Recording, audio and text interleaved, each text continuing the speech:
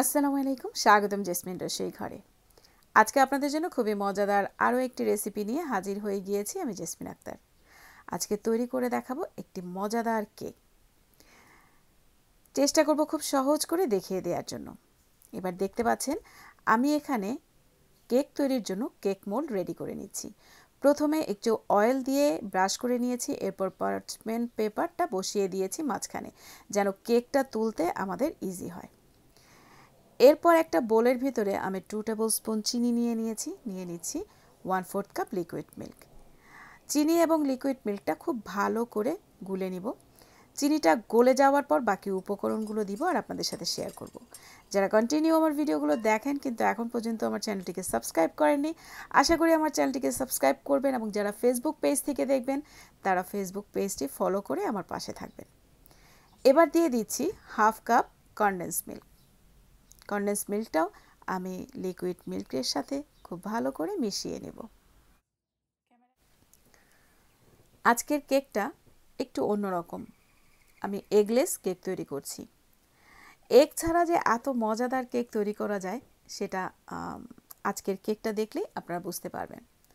Condense মিল্কটা খুব ভালো মতো মিশিয়ে নিয়ে এরপরে আমি এর ভেতরে দিয়ে দিচ্ছি 1/2 কাপ তেল। এখানে আপনারা তেলের পরিবর্তে বাটারও ব্যবহার করতে পারেন। আমি এখানে 1/2 কাপ তেল ব্যবহার করছি। তেলটাকেও খুব ভালো করে আমি মিশিয়ে নিব।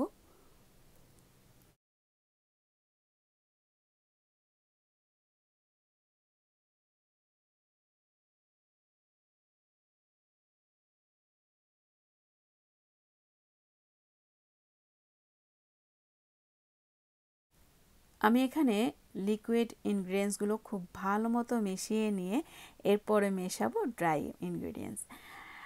ড্রাই ইনগ্রিডিয়েন্টসের মধ্যে প্রথমে আমি এখানে দেখিয়ে দিচ্ছি নিয়েছি ময়দা, আমি 3/4 কাপ একটা স্ট্রেনারের ভেতরে নিয়ে নিচ্ছি। এরপরে আমি এর সাথে দিব 1 টিস্পুন বেকিং পাউডার, সাথে আরও মিশিয়ে নিব 2 টেবিল স্পুন কোকো পাউডার। এই তিনটা উপকরণকে আমি খুব ভালো মতো চেলে নিব এবং লিকুইড মিশ্রণের সাথে খুব ভালো করে মিশিয়ে নিব।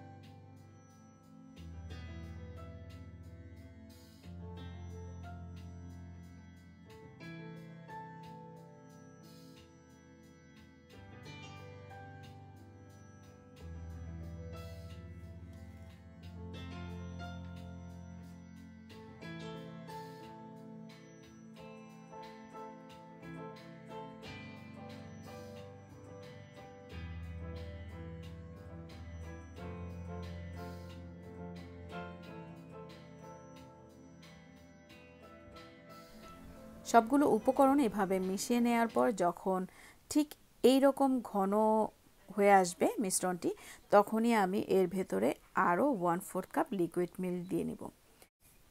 আমি এখানে টোটাল 1/2 কাপ মিল্ক ব্যবহার করেছি।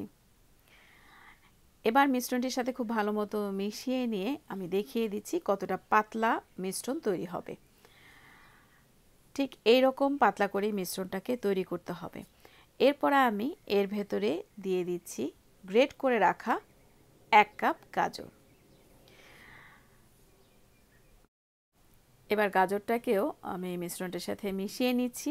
এরপরে দিয়ে দিচ্ছি 2 টেবিল স্পুন কিশমিশ। কিশমিশটিও দিয়ে নিয়ে খুব ভালো করে মিশ্রণটি মিশিয়ে নিতে হবে। মিশ্রণটি মিশিয়ে নিয়ে এরপরে রেডি করে রাখা কেক মোল্ডের ভেতরে মিশ্রণটিকে ঢেলে দিতে হবে। এরপরে আমরা ওভেনে বেক করার জন্য দিব। আমি আগে থেকেই ওভেনটিকে প্রিহিট করে রেখেছি 350-তে দিয়ে। 350 ডিগ্রিতে দিয়ে আমি ওভেনটাকে প্রিহিট করে নিয়েছি। প্রথমে আমি 10 মিনিটস 350-তে রাখবো, এরপরে আমি 300-এ দিয়ে আরও 35 মিনিটস কেকটাকে বেক করে নিব।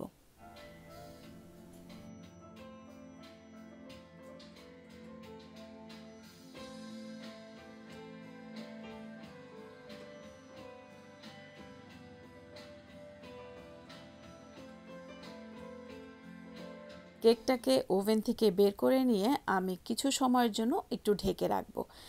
এরপরে কেকটাকে আমি কেক মোল্ড থেকে বের করে নিচ্ছি। খুব ইজিভাবেই কেকটা বের হয়ে আসে যদি পার্চমেন্ট পেপারটা দেয়া যায়। এবার কেটে দেখিয়ে দিচ্ছি ভেতরটা ঠিক কীরকম হয়েছে কেকের। আশা করি রেসিপিটি আমি খুব সহজ করে আপনাদেরকে দেখাতে পেরেছি। তৈরি করে ফেলেছি ক্যারট কেক বা গাজরের কেক। আশা করি আপনাদের ভালো লেগেছে। কেকের ভেতরটা ঠিক এইরকমই সফট হবে যেমনটা আপনারা দেখতে পেয়েছেন।